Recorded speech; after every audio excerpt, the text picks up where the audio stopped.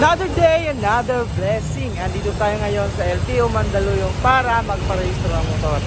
Today's video, alamin natin kung magkano yung magagastos natin ngayong araw sa pagpaparehistro ng motor. At syempre, alamin na rin natin yung proseso, yung step by step sa pagpaparehistro ng motor. At alamin na rin natin dito sa LTO Mandaluyong kung ilang oras nga ba tayo aabutin. Nag-start tayo ng 8:10. Alamin natin yan kung gaano katagal magparehistro ng motor dito. So, samahan nyo ako. Let's go! So, habang inaantay natin yung pila natin sa emission, so kumuha na rin tayo dito ng insurance. Ito. So, nagastos natin sa insurance, 670 pesos. First step is yung sa emissions. Tapos, habang nag-aantay ng emissions, so, syempre, kumuha na tayo ng insurance. Para hindi sayang yung oras sa pag-aantay. So, ito yung first step dito, emission test. Pang number 23 tayo. So, ngayon tayo na emission. So,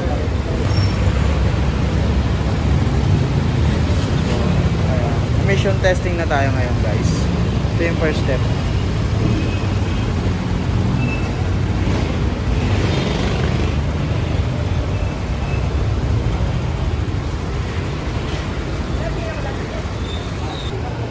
So ayan guys, kakatapos lang nating magpa-emission at ayun na nga, pumasa naman tayo. So ito yung binayaran natin emission. So ayan, 650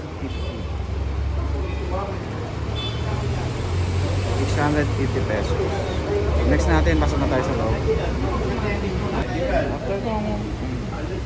After ko mabigay kay sir, so sa window 1 na tayo.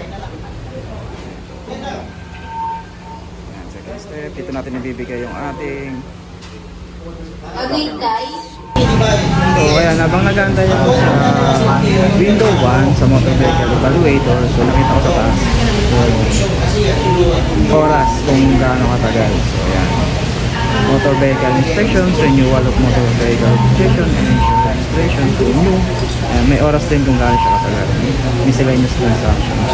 Ayan, may mga ibang transactions din dito, yung transfer of ownership, annotations and calculations of mortgage, storage of motor vehicle, change classifications, private to file or file to private, change body, duplicate certificate, replacement of cross plate, motor vehicle verifications, confirmations of record. So motor vehicle registration. Time check is 9:18. Finally, nakuha na yung aking OR. 256 yung aking nabayaran dito.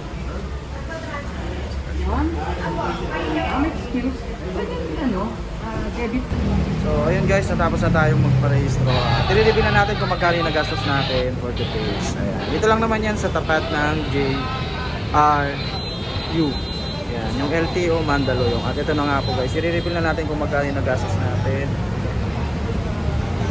670 for insurance. Tapos yung sa emission is 650.